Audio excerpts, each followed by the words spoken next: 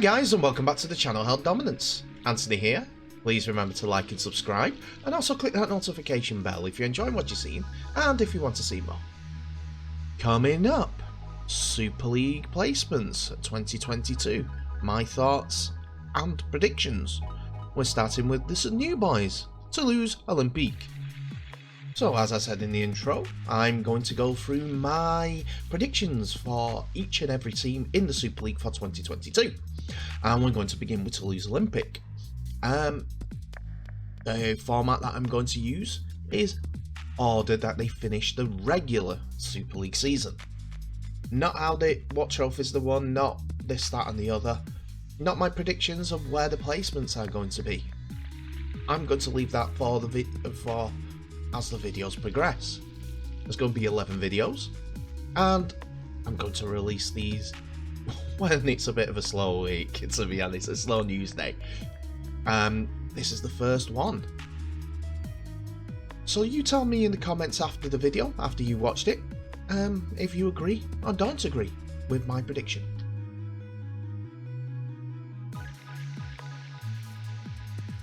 So we do know that the home games for Toulouse is going to be played at the Stade Ernest Wallon for their professional matches, as an agreement was struck up with Stade Toulouse, the rugby union club, and Bernard Sarrazin, the president of Toulouse Olympique, to play their home games until at least 2029.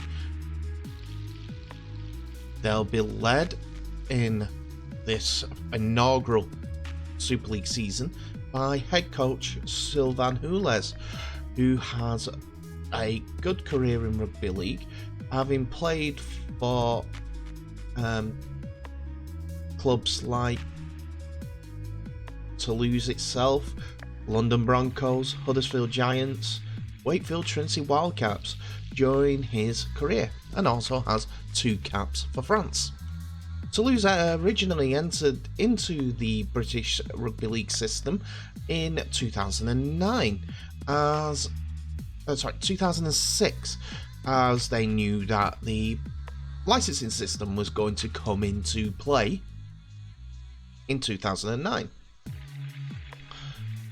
They played 3 seasons in the championship after an invite with the championship club, championship RFL run system, and the 2009 campaign, in their first campaign, should I say, it was acclaimed a success after winning 9 games, which included a record of 5 match winning run, despite heavily being defeated in the opening round of matches live on TV at Widnes Vikings 70 points to 0.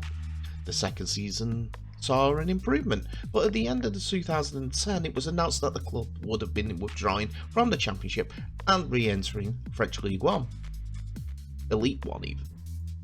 In 2015 it was announced that Toulouse Olympique would return to the British Rugby League system after they were accepted to play in League One from the 2016 season. A Toulouse presence remained in the French Elite One Championship, Toulouse Broncos, and who were in the second tier and were taken over by Olympique and renamed Toulouse Olympique Broncos. So ever since then they've been working their way up into the championship positions and won the league in 2021. After going through the regular season unbeaten and beating Featherstone in the £1 million game to achieve that promotion.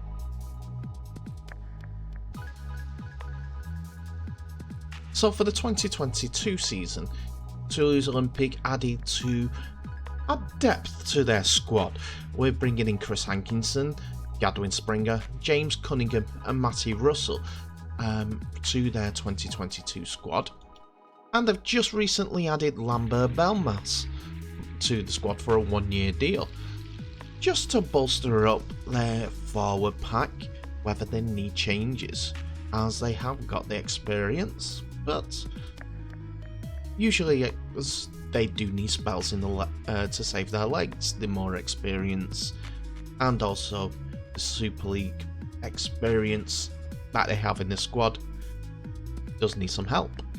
And they needed to do so after experienced forward Remy Casti decided to retire from Rugby League. But on the plus side, they do have mavericks like Tony Gigot, a former Lance Todd Trophy winner in the Challenge Cup final win in 2018 with Catalans, and Jonathan Ford.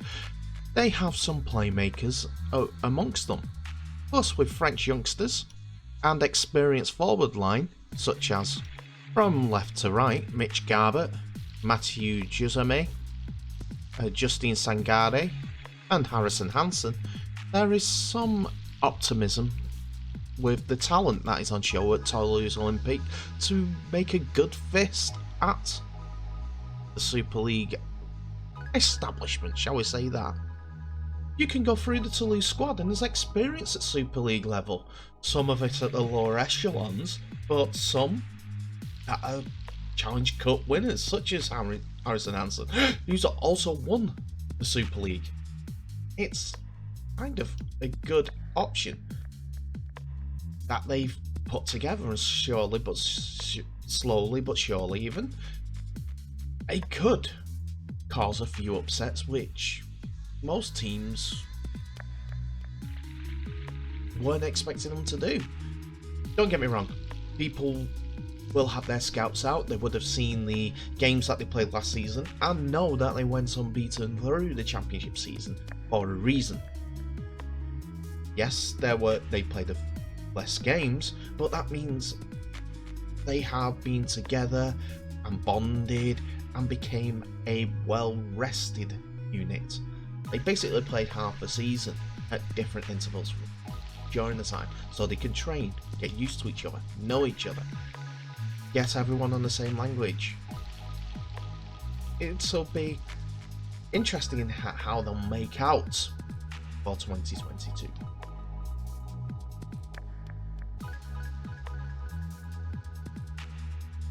So where do I think that Toulouse Olympique will finish in the 2022 season?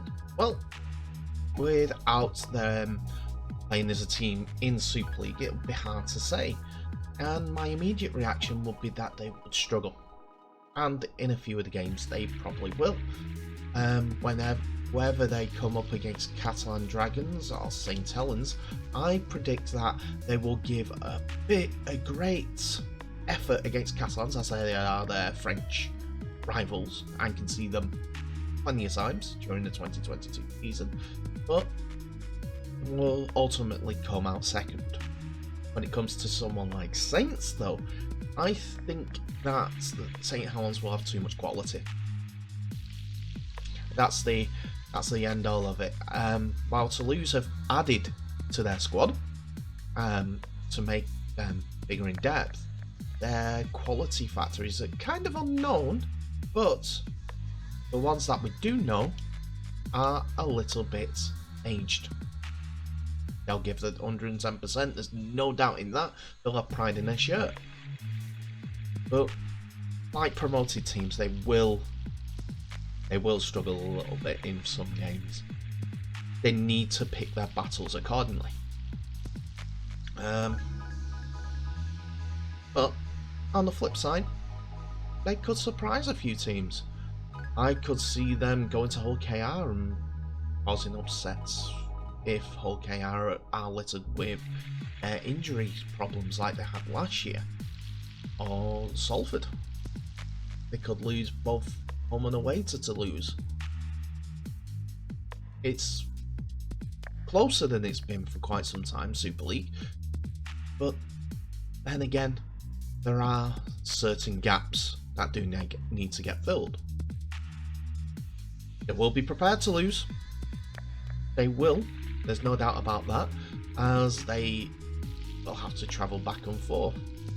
And with their partnership in travel sense with Catalans could be an advantage, as it's not one but two French teams going over to the UK and multiple teams coming over to France.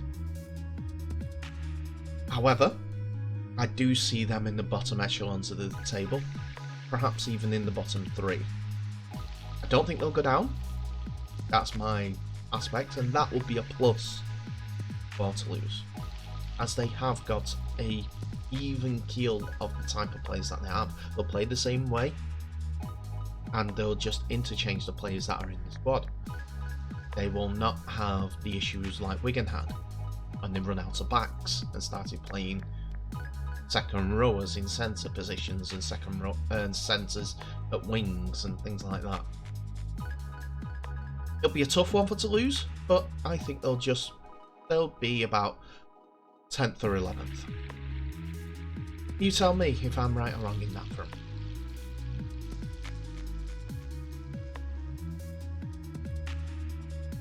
And that's it for today's episode, ladies and gentlemen. Thank you so much for watching.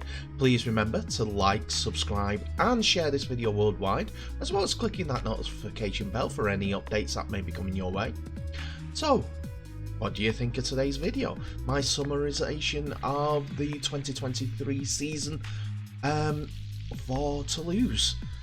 Do you think that they are going to be just scraping to survive? Or do you think they'll do much better than what I thought?